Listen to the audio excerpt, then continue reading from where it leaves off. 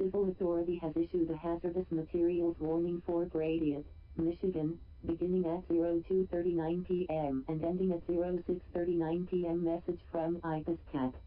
City of Ithaca alert: at about 3 p.m. today consumers will be going door to door and turning natural gas back on. If you smell gas, rotten eggs, call 800-477-5050. City of Ithaca alert: at about 3 p.m. today consumers will be going door to door and turning natural gas back on. If you smell gas, rotten eggs, call 800-477-5050 or go outdoors and look to see if a consumer's energy employee is working nearby and notify them directly.